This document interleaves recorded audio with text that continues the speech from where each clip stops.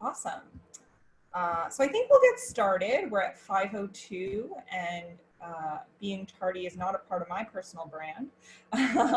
So I think we will get going. So everyone, thank you so much for joining. Really excited to put this on with my comrades here, Jill and Siobhan. So we're doing the workshop, Building Your Personal Brand and Presentation Skills. So this has been sponsored by Sassy Women ERG. So just big shout out to them. Thank you for letting us put this on. And so the agenda we're going to be going through today is listed here. So we're going to go through what is a personal brand, why is it important, some myths about personal branding, finding your brand, and an elevator pitch exercise. So we wanted to make sure that we had something really tactical that everyone could take away and take home if they haven't really thought much about personal branding, and what that means to them. We wanted to help people find their own and then figure out what to do with it. We've got 3 tips on confidence from Jill and developing presentation skills from Siobhan. So today's speakers, 3 of us. So I'm Ashima, I'm Senior Product Marketing Manager. I'm based out of Dublin, Ireland. We have Jill Pearce. So she is Director of Global Service Providers for the world, based out of Belmont. And Siobhan, who is VP of Digital Learning and Enablement, also based out of Belmont. Go next. And I'll hand it to Siobhan. Yeah. So I'm very curious, the folks that are watching, how many of you believe you have a brand? Right? For those that don't, you actually do. Whether you make your brand or somebody else makes your brand for you, people have and recognize you for something and as someone.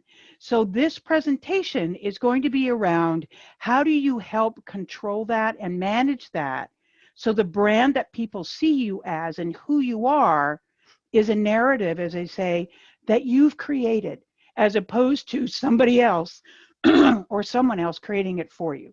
So everybody does have a brand. And let's talk about some examples, right? Your personal brand is your story. It is who you are, where you came from, what your vision is, what is your passion, where are you going, how should people work with you, what is your, when you're in your skin, what do you look like, what do you sound like, how do you appear, all of those things are part of your story, which means that your brand will change over time as well. My brand now is very different than what my brand was even 10 years ago. So here are some examples of brands, right? Now, the thing to remember is your brands aren't always going to be a positive one, right? Some brands are positive, some brands are negative. At this point, I'm not making a judgment one way or the other, but what I am pointing out is you know who these guys are, and there is a reason. The reason is because they've created the narrative around who they are and what their brand is, right? And it's not just men. Women do it too, right? So if you look at this image, it's pretty clear you know who these folks are. You've got folks that lean in, and you've got women that lean back. However, they are both very, very powerful. They both have a lot of say. People listen to them, but they've created their brand to be who they believe that they are. So adding to Siobhan's point, I love that I have these two these 2 women on this slide. I probably use the Kamala Harris gifts more than any other gifts, and I think one of the things I learned from that, and the reason I do is a lot of times, especially when we're on video calls, it's hard to be able to interrupt, right, or interject and make a point. And one of the things I think is really powerful is being confident in yourself. And all of my talk today is going to be about confidence. And confidence is also the ability to say, I'd like to finish making my point, which I think Ashima has always been a big advocate for using language like that. It's also, and one of the things I've worked on personally is really, and especially on video calls where I have a lot of, I work with sales executives all the time, and you wouldn't speak unless you were able to politely interject. So using language, and I'm going to talk as well, my brand is, I still like to be polite, but please allow me to interact, so you can be soft and polite, but still be firm and make your point. And I think that's both Kamala Harris and the CEO of Bumble example, really are these big brands of women who are really powerful. So that leads to what is personal brand. And I actually, to be honest, and somebody, I hate talking about myself. Even when she asked me to do this, I was like, oh. But what your personal brand is it's what you believe in. It's your value prop, right? And when you start positioning it as, you know, what do I bring to the table? And what do I want to accomplish? What am I really excited about to do in my career? Then you start feeling a lot more confident rather than thinking about brand is not just marketing, right? Brand is who you are and what you do. And that's what our talk's going to be about today. And so 3 myths, just to cover that. Having a personal brand is optional. Totally untrue. And I think this is something definitely I've been learning as I grow in my career, and I've had the opportunity. RingCentral has been amazing to me, where I've you know, moved up from being a PMM to getting to lead a team now. And your brand, you know, whether or not you like to talk about yourself, I have to advocate for my team. I have to advocate for my department. I have to advocate to get things like budget and resources and attention. So having a personal brand is not optional because you need those things to be successful at work, right? I think Siobhan touched on this. You can absolutely change, and this is an opportunity. I hope some people get takeaways today of things that they can do. It is a gradual process, but you can change, and you can also even tell people that, right? Like, I want to change to be more like this, and you will be surprised at the number of people willing to jump in and help you and give you advice. And that's something I've definitely benefited from at RingCentral. I'm very lucky to have a lot of mentors here, and who really help me be able to work on these things. And then, yeah, of course, branding is not only for people in sales and marketing, because everybody needs to be able to advocate for themselves, their department, their team. Oh, Ashima, I think you're on mute. Oh, there you go. Can you hear me? There you go.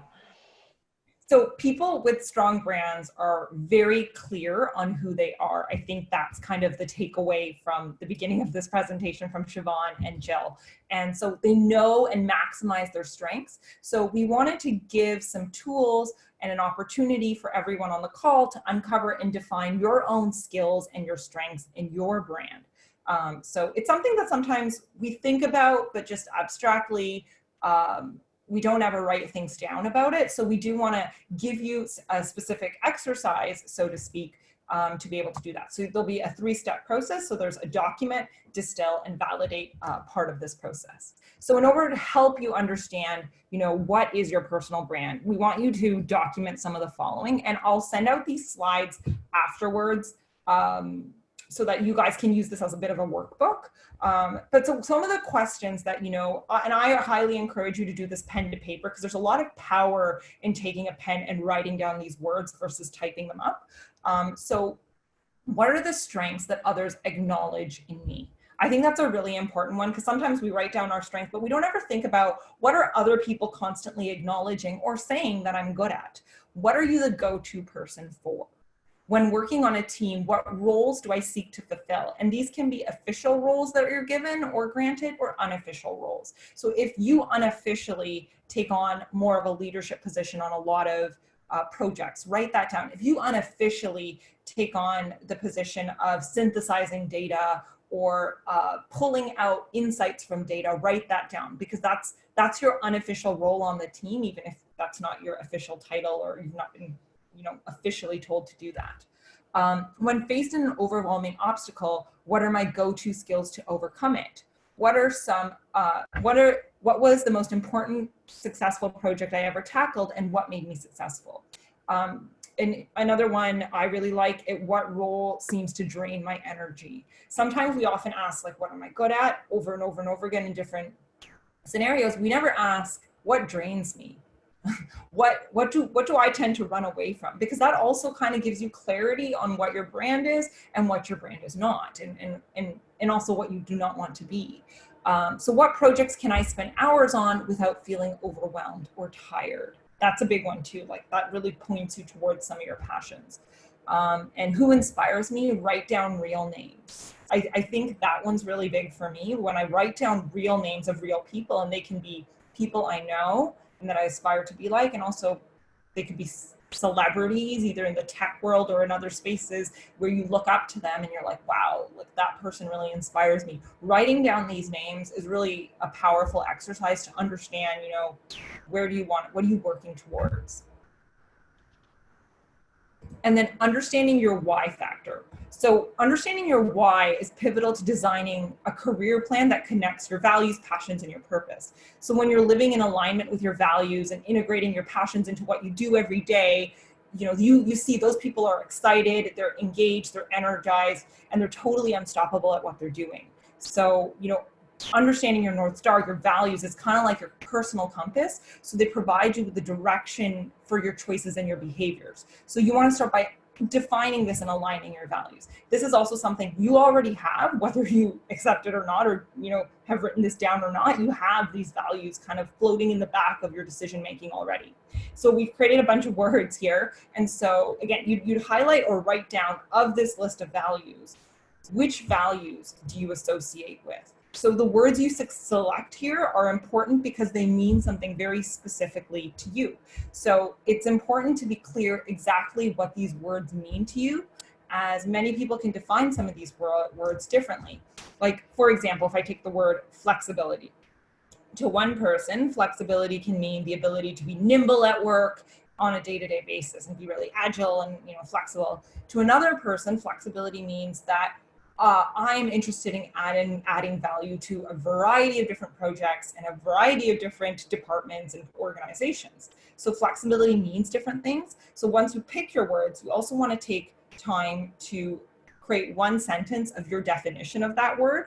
And so you will have, because, you know, you chose the word, you resonate with this word, you're going to have a strong association with the way you describe this word, and it's going to be really personal and powerful to you.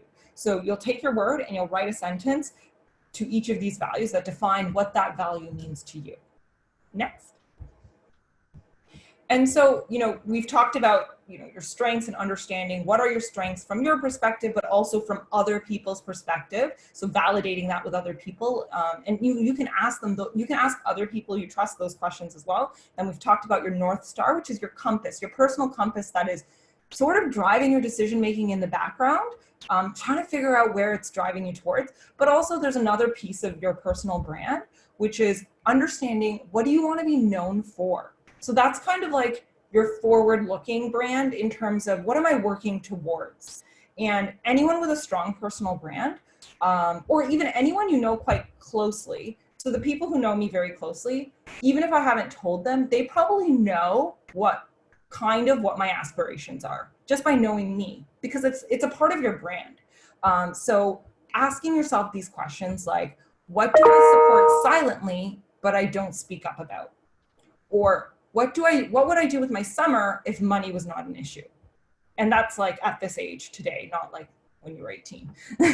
So today, if money was not an issue and I had 4 months off, what would I do in the summer? What do I choose to read when I read? What type of people am I drawn to? What volunteer opportunities do I find compelling? What gets me super excited? So this is the part of your brand that you're still sort of evolving into. And you want people to know where you want to go or what you want to be. And so personal branding is about standing out while being yourself at the same time. So it's about hashtag being your best self. I hate that hashtag, but that's the only word I could think of there. And so it also is really about your impact you will have, your presence will have before you even say a word. And really, I think that's quite a powerful sentence, that your brand has such an impact that when you walk in a room or you are in a meeting, you have, without even saying a word, your brand has impact on that meeting or in that room. And it also kind of helps you understand how will you remain yourself while putting your best foot forward. So, you know, and how will you prepare to pursue the opportunities that align to your personal roadmap, right? So that it also help you understand what kind of network do I need to create so that I can get those opportunities and those doors are open for me. But also, how am I going to powerfully introduce myself and stand out when that opportunity is right in front of me? So telling your story, it really goes beyond just what you say, it's what you do, and it's also what you're setting yourself up for. And that's why, like, I felt so strongly that we need to put this workshop on, that understanding your personal brand is literally going to set the stage for yourself going forward. And so, you know, with this exercise, which again, we'll send this deck out to everybody so you can use it as a workbook. You want to find out, what are your words? Like, if you're new to this, you've never really thought about it, or you've thought about it, you've never written it down.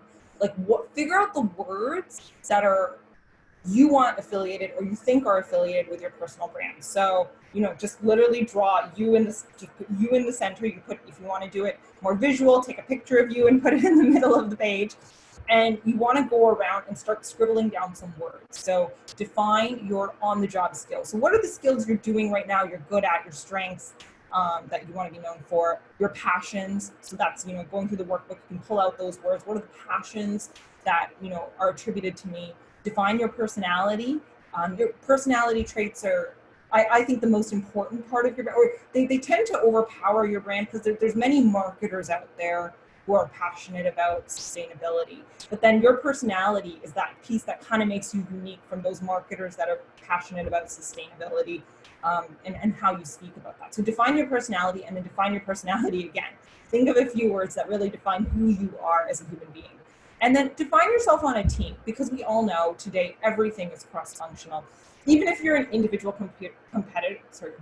individual contributor, your job is cross-functional. Working with people is a big part of everyone's role. And how do you work on a team? Who are you on that team? What is the role you play on that team? So put these words down. So as an example, I did this exercise for myself, and these are the words that I came up with, and I also got validated by people close to me, and they actually contributed some words or changed some words around, and I had actually put it like this. So I think it's really good to write them down, but then validate it with people around you that you trust, that are here to help you win. So these are my words. Anyone who knows me probably would just nod and be like, yep, this is what she stands for, and this is what she does, or this is kind of the stuff that we think of with Ashima. And a lot of these words can be negative, and there's two sides to every coin, right? Like, you can describe yourself as blunt or candid. And I actually had this, you know, Siobhan was actually one of the people who kind of pointed that out to me when I was going through this exercise with Siobhan and Jill, and I had put down the word, I'm pretty blunt, like, you know, I know that about myself. And Siobhan's like, why blunt has this negative connotation? You're candid. And you know, pull that negative connotation out of your words. I think as women, sometimes we tend to do that too. We bring the word down a bit, or we you know, we don't say it in the light that makes us shine the most. I don't know why. But you know, take that and use the people around you, you trust, who your mentors, your coaches, to help you see that. Like, you know, don't call yourself blunt, say you're candid. So things like that. I don't know if anyone wants to jump in here, Jill or Siobhan, or give your 2 cents about words you use to describe yourself. Sorry, I just put them on the spot. Yeah, no, I think it's really important that you put these words down, right? They tie in with the values. I just do want to say one thing about values, is that you need to define what your values are, because if you are doing something that conflicts with your values, that's where your life gets difficult, because you're doing something that doesn't match who you are as a person. So I know the folks that I've worked with who may be watching, may not, that on a mentoring thing, one of the very first exercises I have people do is pick your top 10 values and now put them in order, and now align and say, you know, is what I'm doing now aligned with that value, or how I'm doing it, or how I'm showing up in the world, so that you can figure out very, very quickly whether or not you are doing what you want to do and showing up the way you want to show up. And it also tells you where there may be gaps that you need to find. So doing the values and then writing down these words. And the other thing that Ashima said that is so, so powerful, go out to your network and ask them, if you had 3 words to describe me, what would they be? I know that sounds self-serving. I recognize that. But you will be shocked at what will come back. And you will find out that the vision that you have of who you are is not the vision that other people have of you. My guess is that your vision is much less positive than what people are going to come back with. So it's an exercise. You have to step outside yourself, right? If I know it feels self-serving, do it anyway, but just receive that positive feedback and see how are you showing up in the world, because my bet is you're showing up a lot better than you think you are. Well said. Next. Okay, so, once you've found your words and you've written down all this great stuff about your personal brand, I think the first thing people do when they're I'm trying to find my brand, is create an elevator pitch. So we wanted to give you a very simple, basic framework to create an elevator pitch if you have not done so already. And then we're going to walk you through our elevator pitches, and they're going to be very different based on, I am more of a tactical executor at RingCentral. Jill is leading a team of like 10, and Siobhan is a VP. So you'll see the differences in our elevator pitches, but hopefully this gives everyone someone to relate to, and you can just see how it can evolve over time. So this is your framework, which is I work with your target audience to solve a problem, and this is how I do it. And you can talk about that. So I will go through mine, which is the first one. So my elevator pitch is, hi, I'm Ashima. As a senior product marketing manager on the EMEA team, I work with European strategic partners to help them evangelize our software and go-to-market strategy. This drives new revenue streams for RingCentral and helps our partners protect their customer base. I do this by building marketing programs that scale across regions, using market data, and experimenting with new ideas around go-to-market execution and narrative development. So there's like two pieces here. Is I start with what I want them to know about my remit, and the second part is what I want them to know about my skills. So that's my elevator pitch. Jill, do you want to go on to yours? Yes, if I could take myself on mute. So you'll notice, first of all, with mine, it is really short and crisp. And I get this from my copywriter teacher in school. I can always remember him in my head, which is, how long should your headline be? Exactly as long as it needs to be, and not a single word longer. So I always do try to be concise. And so I say, hi, I'm Jill. I lead global service provider marketing to drive growth through new partner channels and new global markets. I work with your team to partner on demand generation and go-to-market programs to deliver market-leading growth. And I'm happy to answer any questions on market and industry trends. I position it this way. One is I do a lot of business pitches globally as part of our global service provider team. And I think I'm not comfortable saying I'm a subject matter expert on the market, right? Like that's something that I feel a little when I say it, but I can say I'm happy to answer any questions on market and industry trends. So they know what they can ask me about. And I do have a level of expertise at that. That is my job, right? So, so that's a way that I found that's good to position it, that can really open up conversation. And I love having that kind of Q&A back and forth with our customers when I get to meet them. So this is mine. Hi, I'm Siobhan Thatcher. I'm a storyteller and a guide. I'm a leader and a learner. I'm a coach and a confidant. As VP of Digital Learning and Enablement, I work with folks who are passionate about learning and enablement and who have made service a purpose. I move barriers and obstacles aside and help build bridges between functional teams so we can all show up with our peak performance. I help them deliver the most creative, comprehensive, and impactful strategic learning and enablement programs for employees, partners, and customers. In my case, if somebody said, what do you do? I would say I'm the VP of Digital Learning and Enablement, and then I would say that first paragraph, and I would stop there. I'm a storyteller and a guide. I'm a leader and a learner, a coach and a confidant. That's how I show up. That's my brand.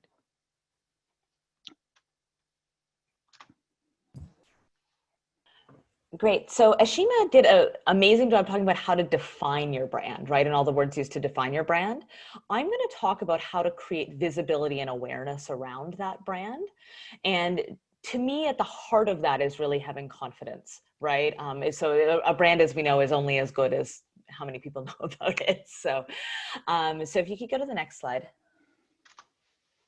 So wanted to start with a quote from Britney Spears, so free Britney. But I really like this because a lot of times when I was younger in my career, people were so I was kind of guilted with this phrase of like never burn bridges.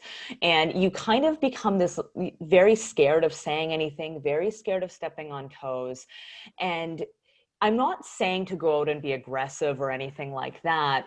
But what I am saying is to always, I always put people first. That's part of my brand. And I also always stand up for myself. And so you need to think about like those values. And when you reposition your thinking to say, I'm standing up for myself, I'm advocating for myself, I'm creating visibility for my team, then you feel that's kind of the heart of confidence, isn't it? So I think instead of being afraid of stepping on toes, you start being confident in what it is that you're doing. And that will lead to everything else. So next slide, please. So I wanted to share, this is kind of a collection of great advice that I've received from mentors, and I wanted to share it with you. And these are ways that I've helped really to build that confidence and I said here, define my brand, but it's also advocate for my brand. So the first one, and this one actually, so this one comes from me. A lot of times, again, when I was more junior in my career, people told me, don't make your speech go up at the end like you're asking a question, or like change the way that you speak and sound more confident, or don't apologize so much you don't sound confident. And I'm not saying that those are bad pieces of advice. What I am saying is that I talk like me, I am me, right? And that's not something to be ashamed of or to shy away from. What I learned is, and it was something like that, I kind of took that quite personally, like, oh, I'm really underconfident, like I don't do this well. And it really kind of personally affected me. And what I've learned though, when I've worked and led a global team and worked globally, is actually these things like me having great manners and me being, a friendly, outgoing person and having a lot of personality. And I was told one time too, I laugh too much at work. Like, whatever, that's terrible advice. No such thing as too much laughter. So when those values are the reason I'm able to help, I have a fantastic team. I'm so proud of the team that I have, and I'm so lucky to have them. And it helps me be able to connect with them. I get to meet great clients. I get to work around the globe and meet, our partners globally. And in situations where there's language barriers or it's socially awkward, being friendly, having manners, those are the things that people really, really appreciate about me. So I think this is similar to what Ashima said before. Instead of taking these as like negative things, turn them into that's actually what's great about me. And I know Siobhan has some great tips on how to not apologize so much. And one of them she was sharing with me this morning is, instead of saying sorry for being late, is saying thank you for waiting. So I think there's ways you can think about your language and how to change that. But at the heart of it, don't let people turn those into negative values about you. The second one, and I got this, I got this one from a mentor. Many of you may have known Ritu. She used to work at RingCentral. And I saw her be the most bold in meetings, like incredibly bold. And I asked her after, how did you do that? Like ones where she would make other executives back up and be like, yeah, you're right. I agree with you.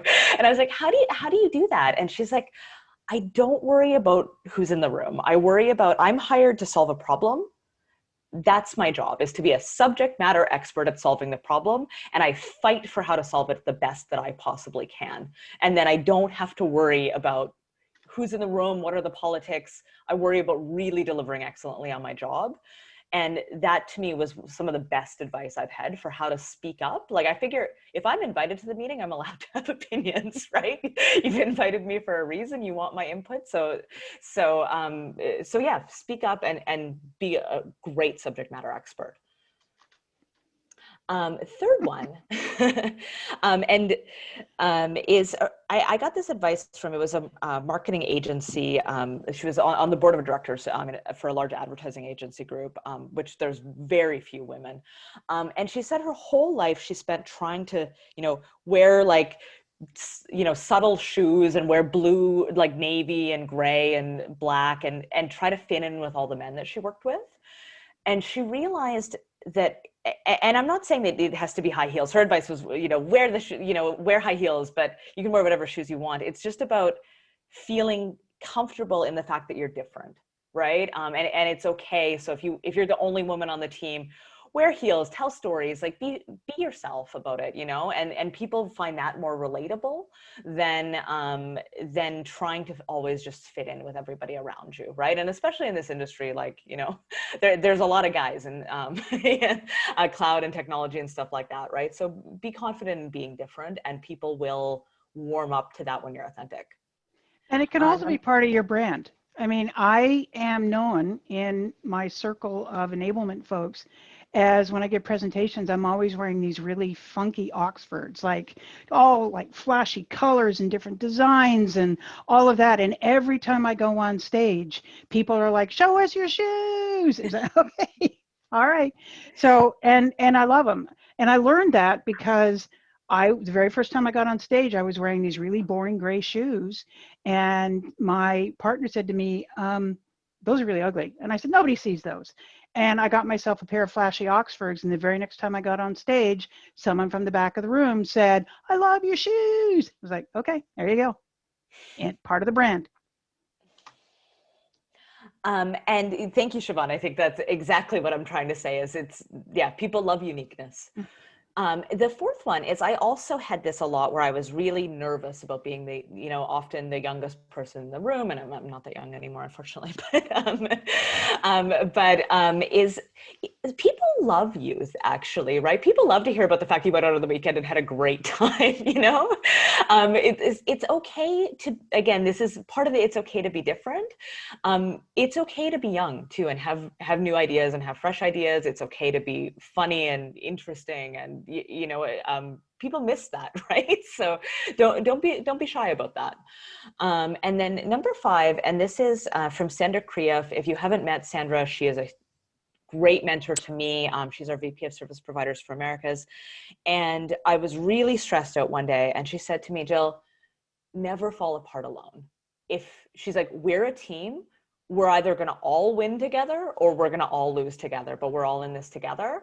And so if you are struggling at something that you can't do at work, don't sit there and stress out alone about it for 4 hours. Pick up the phone and call somebody and get help. And because we're all a team. And I think that was probably for me, whenever now, if I have sometimes you have stuff where your product doesn't go well and it blows up in your face, right? Call someone and get them to help you, right? And there's always that we're a phone, message video phone company. There is always somebody within reach who you can reach out to. And then the last piece of confidence is how to have this brand about you when things get tough, right? And the 2 things I really struggled with, and I actually find myself coaching on people on these a lot. I was really, really bad at saying no. I thought people would think I didn't want to do my job, or I didn't want to help them, or that wasn't my brand. I'm a very helpful person. And so that one I struggled with. And I also struggled very much to ask for what you need. So I thought these are probably my 2 most coachable moments. So I thought I would share them with all of you today. So first, for saying no, you can still authentically, I am a helpful person. I am a responsive person, but you can also I'm responsible for managing a project and priorities, right? So you can find words that align with that. So saying things like, where do you see this fitting into priorities? Just helps us let's show them, let's look at the priorities. Let's see, should this be one of our top 3 right now, or can we do it later? Right. That's actually a really proactive way of managing your projects. This one I stole from Riza on my team because I thought it was great. And she said, please don't, she didn't say it to me, but she said, please don't sign me up for action items before asking me first.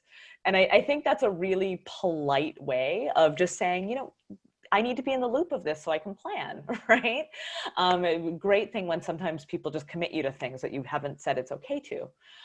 Similarly, when I was doing project management before, I would always put my name next to stuff. That was always, oh, I can do this. And then I would work really late and be exhausted.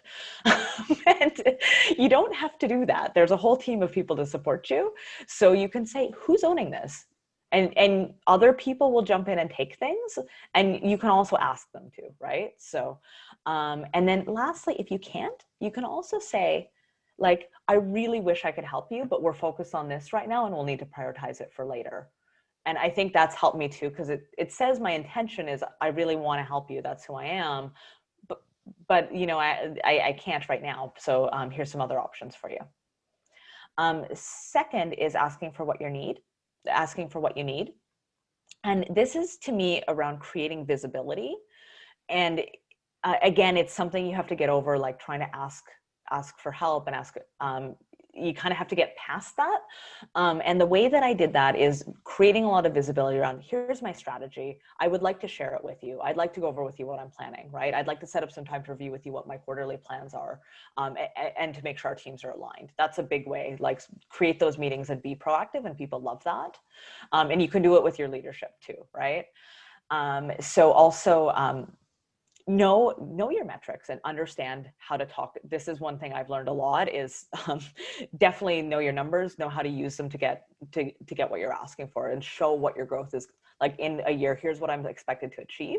Here's the things I'm going to need to get there, or we won't, right? Be comfortable as well. If you go back and need more, also be comfortable to go and ask for it. And this one, again, I also stole from Sandra, and I think it's great. She said, if you failed because you didn't ask, that's your responsibility. But if you asked for something and weren't able to get it, then that's really like you've shared with leadership what you need and how you need to get there. But then it's a shared responsibility, right? But if you didn't ask, then you're the one who didn't do it and didn't execute on it. So hopefully that's some tips from me, and happy to hand it over to Siobhan. So one of the things that people believe is that unless they're in sales or they're doing trade shows or things, they don't need to have presentation skills. But let me tell you what, if the only person that you're talking to is in a mirror, then no, you don't need to have presentation skills. But once you talk to one other individual, how you present yourself, how you speak, what you do, and how you show up does make a difference. So I'm just going to give you a few little pointers. There is a 2-hour long diatribe on Skillshood on presentation skills that I created with James Hinsman a few years ago that goes into a lot of detail around this if you want more. But this is just to summarize from a high level. So the biggest challenge we have right now, and this is the biggest one, is that attention spans are very, very short, and nobody is paying attention to anybody else. They are paying attention to this. They're paying attention to their phone. Every time it buzzes, every time, all that kind of stuff. Your job, if you want to get somebody's attention, is you've got to reach through that fog, and you've got to get their attention by making sure that you sound different, look different, and are heard differently. So what are some of the things that you need to be aware of? So there are 8 myths, and these are myths. So over the years, I've taken presentation skills training, I've given presentation skills training, and a lot of things have stood out for me. So number 1 is the one I started with, which these skills are just for sales and marketing. That isn't true. These skills are for how to get the things you need to get. What Jill was just talking about is not just saying the words, but it's also how do you say the words? Who do you say the words to? How do you set it up ahead of time, right? That's important. I'm not a public speaker. Oh, yes, you are. Don't speak with your hands. Now, we don't want you landing planes or doing, the Folies Bergère, right? We don't need that. But using your hands can be very good for punctuation, right? I want you to think about this. And so you can use your hands if you use them in a controlled manner and if they're used to punctuate what it is you're talking about. Looking over the heads of your audience, I've heard this a lot, right? People are like, I'm so nervous when I get up there, all these people are looking at me, and the advice is just don't look at them or imagine them in their underwear. Both of those are not good, by the way. Both of those are not good. What you do instead is take the room, divide it into 4, make eye contact with one person in each quadrant, and hold that eye contact for a couple of seconds. Go to the next quadrant. Go to the next quadrant, and continue to do this as you're doing it, right? If you're looking over the heads of people, you're never, ever going to connect with them. That's why when I'm talking to you right now, I'm looking at the camera. I'm not looking at my screen. I'm not looking at the images of the people who are attending. I'm looking at my camera because that's your eyeball, right? That's what I'm looking at. Writing down your script and following it. The thing about scripts is as you are learning what you want to say, you use a script, you write it down, when it actually comes time to say it, the recommendation I have is don't read the script, because it looks like you're reading a script. It sounds like you're reading a script. You can't get the intonation in.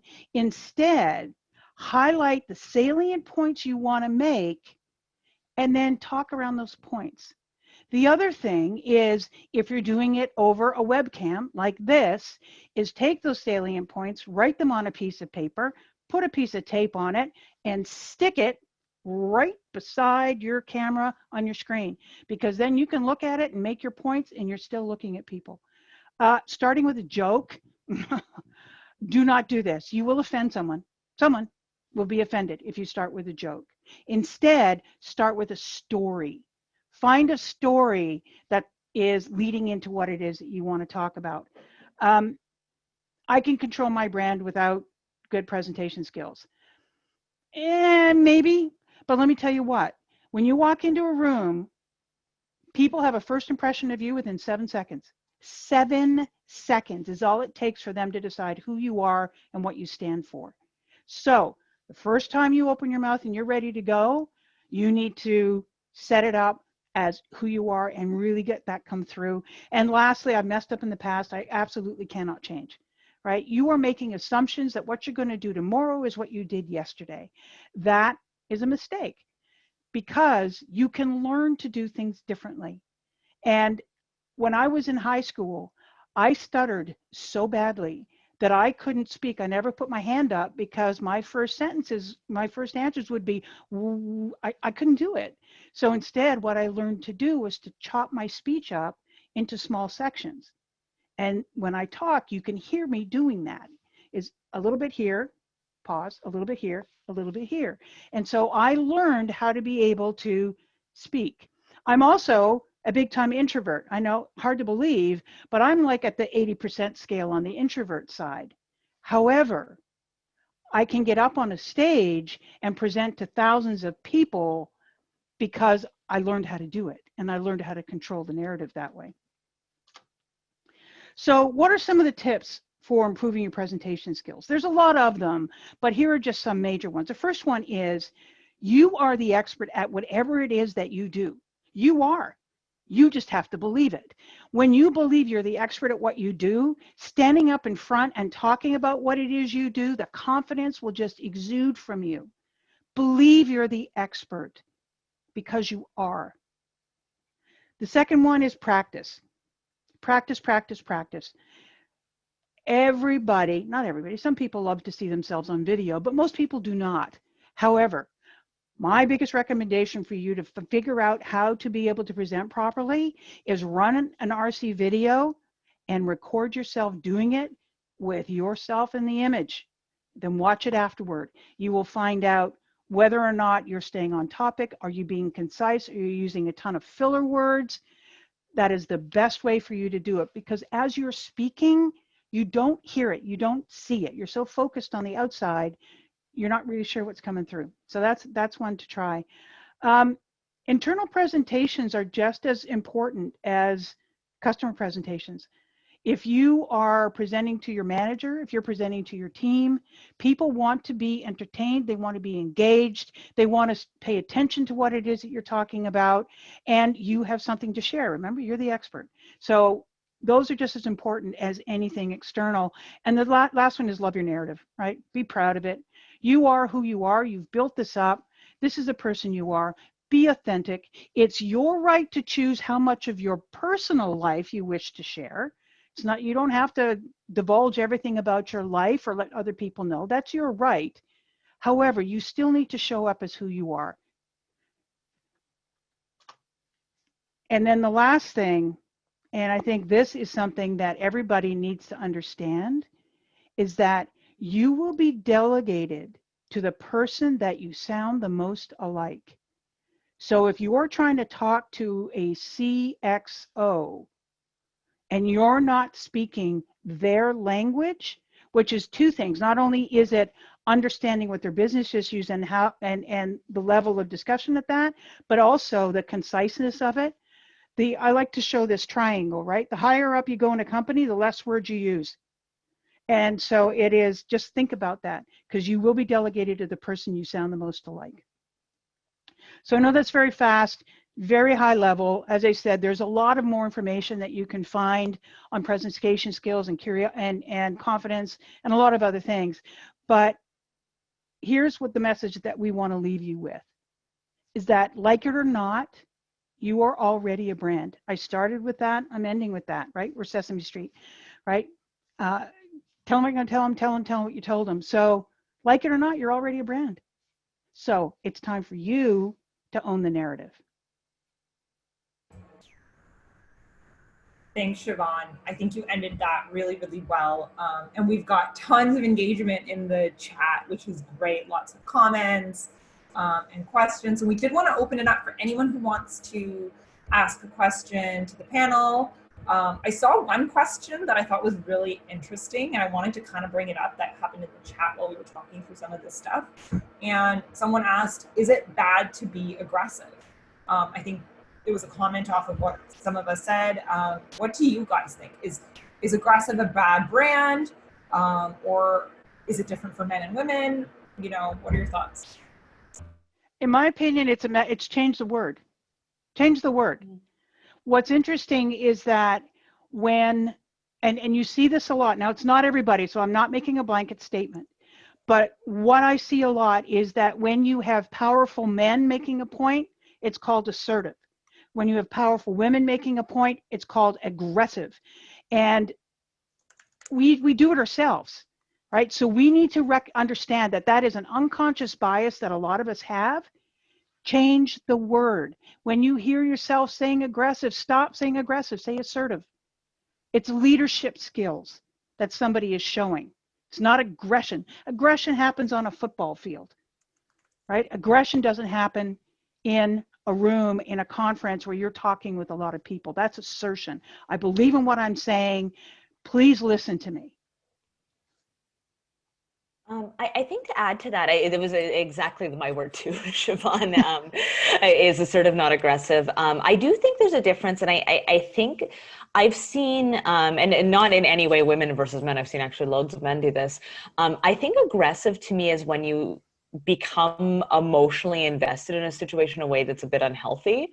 Whereas, and I've seen definitely these arguments play out before. I usually see the person who remains calm and remains kind of rational and practical, and what I would call assertive, right? Usually I see that person winning the argument because they're able to kind of focus on the key points. And that to me would be the difference, but how I would define the difference between aggressive and assertive. And I think we should all practice. It is totally fine to keep your point of view.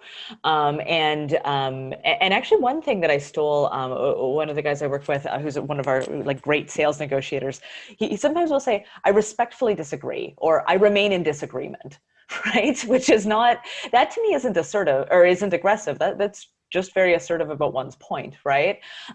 So I think you can use language like that, but it's when it becomes really, if there's anything personal about it that I think is sometimes not helpful to getting your point across.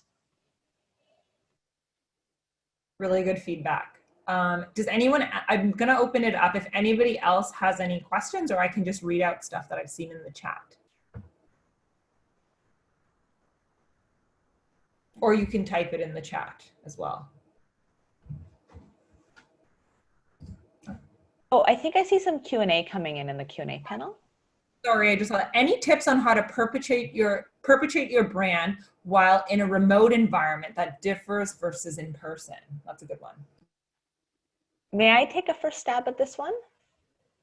I think that there's one thing that is incredibly simple, and I see not a lot of people do it, is turn your video on. And I will do that even in situations where sometimes I'm the only weirdo, but people know who you are when you have a video on, so show up, right? I would say that's step one. And also, I guess, I've worked remote a long time, actually, even kind of started working in Vancouver when I was at RingCentral. Turn your video on, and I think you need to be more proactive when you're in a remote setting. It's easy to kind of be hidden or be shy. So you need to book meetings, you need to set things up, you need to reach out. Ashima is probably the best person I know at this, right? Like she does stuff like this on like proactively. So yeah, do what Ashima does. I've been remote for like over 7 years now. So, and you know, I was in Canada as well. I was in Vancouver and my boss was in Montreal. That's like 3 hour time zone difference, 3,000 miles. So it was just constantly, you had to make that extra effort to be seen.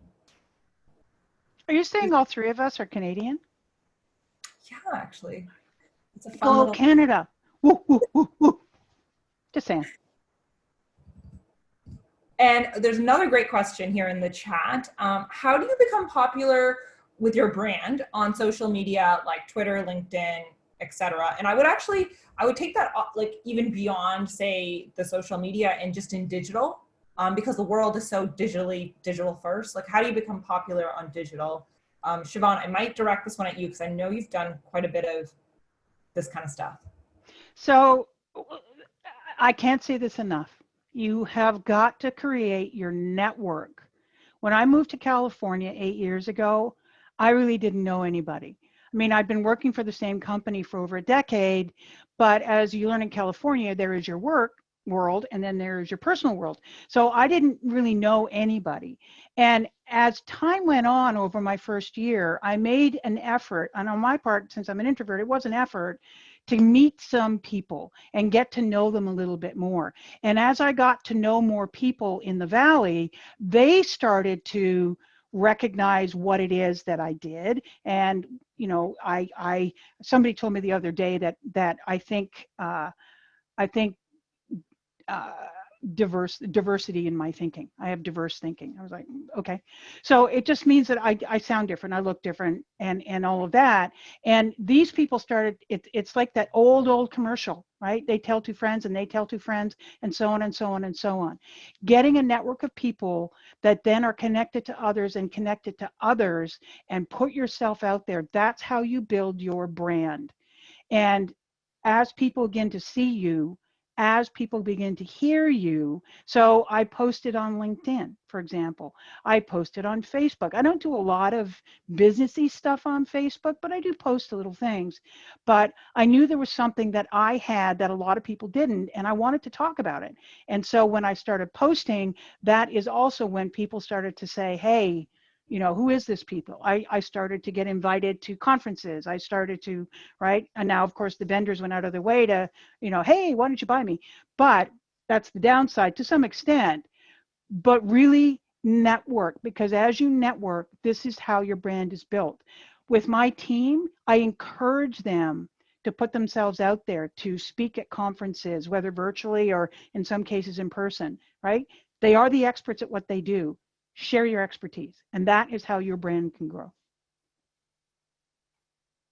I love that. There's another great one here from Jed. How do you handle it if people don't like your brand?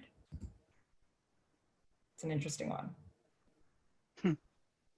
What was the old Dr. Zeus? I'm sure we've all dealt with it. Yeah. No, go ahead, Jill. I was gonna say I had this, and again, this is like, you know, taught to grow up and be polite and try to have everyone like you, and but I had a boss say to me one time, I was really stressed out about this. He's like, if everybody likes you, you're probably doing something wrong. He's like, this is not a popularity contest. It's, you know, it's about the value that you bring to the organization. So I think, I mean, if everybody dislikes you, that's probably a concern too. But I think sometimes you just have to accept that not everybody's going to agree with you. Sorry, go ahead, Siobhan. Yeah, no, I was going to say that there's a Dr. Zeus quote, and for the life of me, I can't find it. But it's essentially that those that matter to you will be the ones that stick around, and those that really don't matter to you will be the ones that don't, right? And it's not your job to have people like you. It's a benefit if it happens, yay, but Jill's quite right. Not everybody's going to like you. Not everybody's going to like what you say. Not everybody is going to like what you talk about. Not everybody's going to like your opinion. The thing to remember, though, is regardless of whether somebody likes you or not, You must maintain respect. You must respect each other. You don't have to like each other, but you must respect each other and treat each other that way. So just remember that. But yeah, not everybody's going to like you. That's okay. That's okay. As long as you like yourself, which I know sounds like a tall order to some folks, it's not. As long as you like yourself and believe in what you're doing and you have that passion, you've looked at your values, you've written down how you show up in the world, as long as you're comfortable with that, then go out, conquer. Yeah, and I think just from my perspective, it's been something that's hard for me as well. Like you always want to be liked. Um, we want to have a lot of friends at work, but sometimes you have to also accept that, there could be instances in which you've done everything to try to please somebody and you just cannot. And you kind of have to determine what is in my control and what is not. So what is in my control is how I show up every day to work, the energy I bring into rooms, the amount of effort I put into knowing my subject matter and being that expert. What is not really in my control is how they respond. And some people will just negatively respond. We're all going to have people who negatively respond to us no matter what we do. We can try so hard to impress them and it will never work. And it's kind of like, even in personal relationships, there's going to be some people that are drawn to you and for some reason, some people just are not. And I would just say, don't let that impact your confidence too much because it happens to everyone with a great brand. And just remember that you don't have to join into every argument you're invited to. Not necessary. I did see too, Michelle Jenkins has the quote. It is, be who you are and say what you feel, because those who mind don't matter and those who matter don't mind. That's the quote I was talking about. Thank you, Michelle. I also have a question from Brianna, and it was, any advice on how to create your brand as an entry level, aka just out of college, or this is your first job? So someone starting their career, still trying to figure out their brand. So from my perspective, I would say definitely do some of the exercises that we talked about here. I also wrote that try the blog. So we have a blog that you can start writing on. So write about what you're doing here, what you're working on, or you can even, if you want to write about things that are not about work, maybe just about leadership or whatever you're passionate about, go to Medium, you can write for free. Just start writing about what you're passionate about. And if it's not writing, you can also use video as a medium. I don't think the medium that you're using matters. Just use the one that you're most comfortable with, but start getting your ideas out there and start getting comfortable with getting your ideas out there. I'd say that's a great place to start. And also try different things. If you're in the beginning of your career, work on a whole bunch of different things to figure out where are my natural strengths, where do I naturally fit, or what makes me excited, because I remember at the beginning of my career, I pivoted so many times. I went finance to HR recruiting, into sales, and then in marketing. So try everything. The other thing I would do is look for somebody to help you. There are some people that will just naturally reach down and help lift you up, but it's also your responsibility to look up and see who's reaching down and to look up and ask for help. And especially when you're brand new in business and you're not really sure, then a mentor is somebody that can tell you what they did, right? Here are some of the things that I did. Here are some of the things that I didn't do. A mentor isn't there to tell you what to do, but a mentor is there to tell you what worked for them. Then you can take that and apply it to how you want to do things. Yeah, I think just to add to that, I know we're at time, Siobhan, but I've been really surprised, honestly, and this is part of like being yourself and being okay with telling people like, oh, I was really nervous about this, or I was, and I've shared that sometimes with, quite senior executives, and not just women, men too, right? And they've been really willing to like say, oh, I had this problem too, I can help you. And I was totally blown away at some of the people I've been able to have advocate for me in my career that I wouldn't have expected. So, yeah, I think absolutely what Siobhan said is ask. Cool. So we are at time. So I will let everyone go because I know everyone's got a busy day, but thank you so much for coming. And we will share this recording out as well. I will share the recording and the PDF of the deck so you guys can get started. I hope this was useful for everyone. I hope you enjoyed it. I know I enjoyed putting it together, and thank you to Siobhan and Jill for putting your time and your thoughts into this. We really appreciate it. Thank you, Ashima, for leading this. This is awesome. Yeah, thank you. Thank you. And thank you, everybody, for your interactivity and you know, just being involved and being interested in it. Thanks, guys.